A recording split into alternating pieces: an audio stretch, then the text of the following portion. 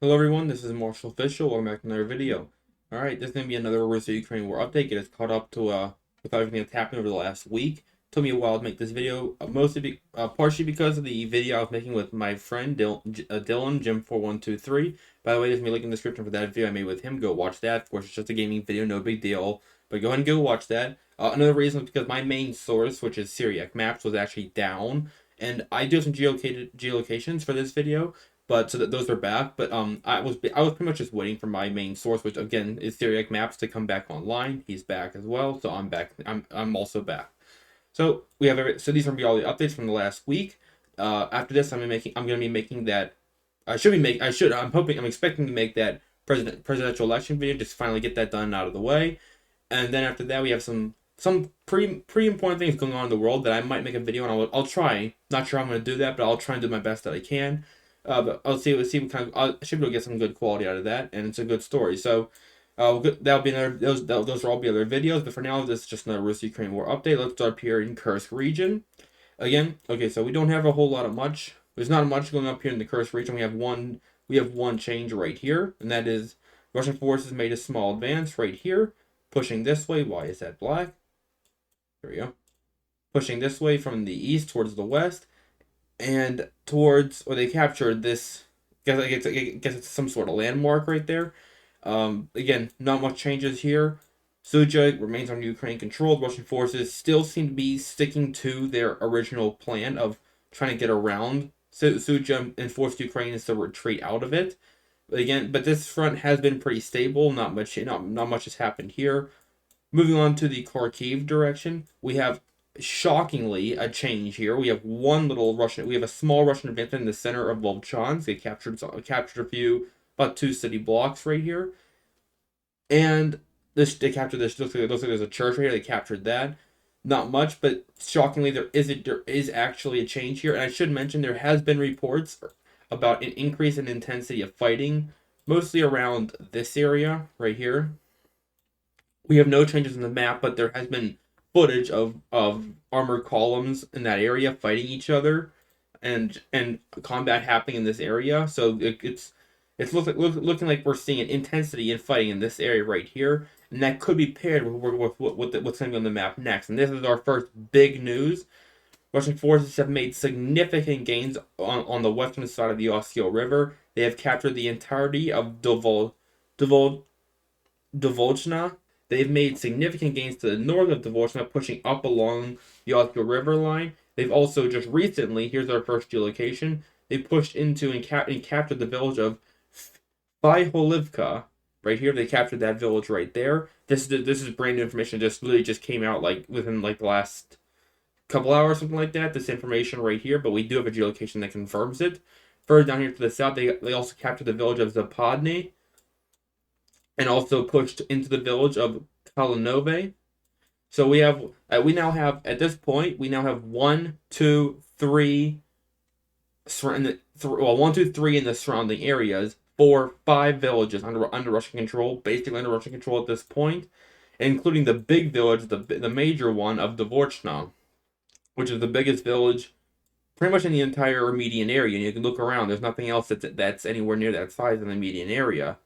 But moving on up from there up to here, we can see that there is another Russian gain up here. They create another bridgehead on the western side of the river by pushing across and capturing this road and these. I guess that's high ground right there. Capturing this area right here. There's also been reports of Russian forces skirmishing with the Ukrainians at the border right here in this area. This is why I have pulled the Ukrainian forces mostly around, specifically around this forested area right here. This is why I've pulled the Ukrainian line back, and I left this in the gray zone. Russian forces are apparently trying to cross. It's not a major push, but they are apparently skirmishing with the Ukrainians and possibly trying to cross the border in this area right here. So if we actually consider this, let's zoom out now. We have Russian forces making pretty significant gains in this area. They've also pushed and crossed the river and made another bridgehead up here in the north. They are skirmishing along the border here. There's an increase in intensity in fighting up here. To me, this looks like the Russian forces are preparing for another Kharkiv offensive into, well, this general area. These even though it has been a week. Remember, this is not just one day. This is over the last week. These are pretty pretty big gains for that period of time. This is at this point, this is not just an accident. This is a definite Russian push at this point. Its objective is unknown. It could possibly be that the Ukraine. It could be a distraction to try and distract the Ukrainians from the southern Donetsk area. It could be a distraction for maybe something else coming in the future. Maybe like I don't know, push into Chernobyl. I'm just throwing stuff out there, but it could be a distraction for something else. Or it could be an actual Russian offensive, which is personally what I think this is, or it could be the precursor to a bigger Russian offensive that could come against Kharkiv, very possible. But the fact that we have Russian forces making significant gains in this area on the western side of a river. I mean, this is not just they're not just pushing; they actually crossed the river to do this. Now that's important. So doing this across the river, going through that effort to make these big gains on the opposite side of a river means that there's a bigger strategy at play here.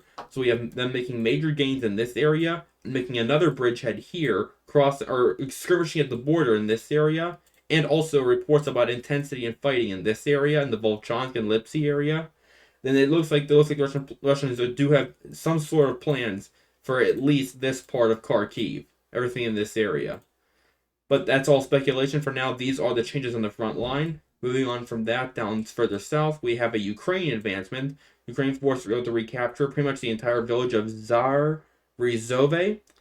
This is likely coming in response to Russia's advancements up here. So the Ukrainian forces launched a counterattack down here, possibly to try and push Russian forces back from their gains in this area and push them back to here. But they have not been able to link up with the forces up here yet.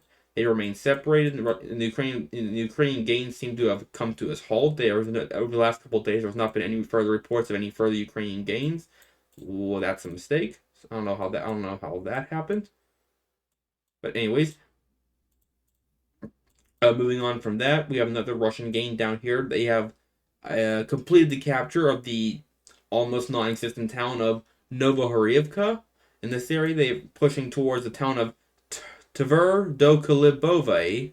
Not much else from this area. The front of this area remains pretty stable. Moving further south, we have a decent sized Russian gain in this area, pushing towards the town of Kolo Diazi. If they can capture this village right here, if they can capture this village, this will open up the way for a push further beyond that towards Stavaki, and then here towards Torres, and as well as Loman.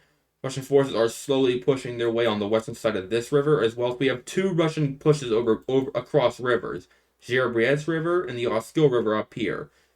Russia definitely has some sort of overall plan for this area at least, or at least I'm sorry, this area, but definitely this area at least. Again, still just speculation. That's what I think is Russia's strategy. But again, that is all speculation. But these are the gains that have happened. Further south, Russian forces are pushing north to try and complete the capture of the Luhansk Oblast in this area. They've also captured and pushed into Verkhnekamiansky right here. This is multiple times now. They've pushed into this village. They were pushed out of it again. They've now re-entered it again.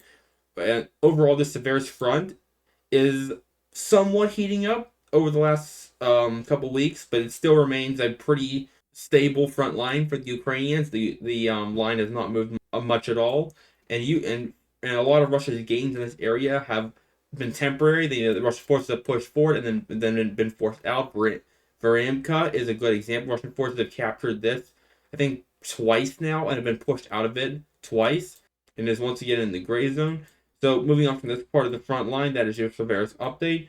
Towards the Chasiv Yar, we have big news from the Chasiv Yar direction. Russian forces have pretty much broken through on the southern flank of Chasiv Yar. Most of the city is under Russian control. They still have to capture the center as well as this area right here, but they have made significant progress in the south. The Ukrainian forces have made gains in the south here as well. They have made a counterattack and captured some ground around here. But overall, the situation is definitely in Russia's favor. Chasiv Yar is slowly being ground through. Chasiv Yar fight, I guess, will probably be under full Russian control before the end of the month, or at least by the end of the month. But this front is definitely starting to push in favor of the Russians. As for the Tourette's direction, at this point, Tourette's is basically fallen. The only thing we're still waiting for is confirmation that this area, that this last city block, is in Russian control. As far as we know, it is still under the control of the Ukrainians. But if we look to the south here, Russian forces have made significant gains. They captured the last Terrakon and all the ground in between as well. They've also captured more ground in Sherebenivka, as well as capturing the entire forested area to the northwest of Torezk up here as well. But anyways, overall, the Tourette's front line at this point is uh moving on. It's basically done moving. It's starting to move forward towards Konstantinivka up here, somewhere up here. Yeah, up here. But then that's still a long ways to go. There's many big. These are all big villages. There's many big villages to push through to get towards Konstantinivka. Moving on, we have a small Russian advancement right here, capturing, well, two advances really, but they pushed into this town right here, and also captured this forest line right here. Moving on, the other big news we have on this part of the, on the Polk-Rolsk front line is that, well, for one, we have a Ukrainian counterattack right here. They recaptured this, I guess that's a mine area, recaptured that. And overall, Russia's gains on this part of the front line seem to have pretty much stopped. We have other news about the Ukrainian forces launching strong counterattacks in this part of the front line. Again, so far we have no confirmed changes in the ground, but apparently the Ukrainian forces are trying to storm and capture Pishane, recapture that village. Again, there is no indication that they have been successful at this point, but that is the effort of the Ukraine to try and recapture Pishani specifically. That's where fighting has foot up, and the Ukrainian forces are launching counterattacks. But overall, there are Ukrainian counterattacks on this entire part of the front line.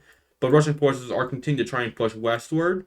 They again on this upper part of the front line, it is minimal, but they have pushed more in Ustbanivka. Again, it's pretty minor. They've also captured a forest line right here. But as you go further down, the Russian forces gains get even bigger. Down here in Nadiivka, they captured this ground right here, captured a forest line here, a forest line there. They captured most of Srebide, as well as the entire capture of Novo and Drivka. We have multiple small Russian gains along this part of the front line, but again, these gains are all small. They're all individual, but again, just zoom in. I'll show you the whole thing real quick. This adds up. Like this, you can see how if they do this every day, they haven't. This is over a week, but if they do this every day, you can see how this adds up pretty quickly. But anyway, zooming back in, the big news is also the Russian forces have pushed and captured a good chunk of Andrivka as well. It looks like Russian forces have recognized basically what I said. How after capturing Lake and Vasilke, Andrivka is the last thing Ukraine has to a large settlement in southern Donetsk, and they are now pushing to capture it as fast as possible. And they have pushed towards the center already of Andrivka. That is big news. We also have other Russian gains, smaller gains throughout these tree lines down here in the south. And the big news, they captured the entirety of Dachny. We have a geolocated video right there of them raising the flag in the westernmost part of the town. Overall, this area is the Russian forces are only, at this point, just about 2 miles from encircling this area right here. The Ukrainian forces will likely pull out before that happens, but again, it could happen. It is very close to happening. To do that, they'll have to push through these villages of Konstantinopil and Ulaki. But again, the Ukrainian forces are likely to abandon this territory anyways, but this land is soon to fall under Russian control. We have a big decent-sized Russian gain right here, pushing through these tree lines up towards Konstantinopil. We have a Russian gain right here in this forested area. We have another Russian gain along the highway right here. And our final gain by the Russian forces is down here. They have completed the capture of all land east of the Mokry Yali River. And with that, that is all of the updates for today. And with that, everybody, that is the entire map update for today. In my next video, I'll probably bring back the off the battlefield updates. But for today, this is going to be everything. Again, next video should be the presidential election video. Just go over that and look at everything that happened after the presidential election, how it happened. Then again, I'll probably have maybe some current event videos. Something big stuff happening with Greenland and the United States and Denmark, or something like that. And of course, more Russo-Ukrainian war updates are on the way. And make sure you guys subscribe and hit the bell notification. I'll see you guys next time. Bye.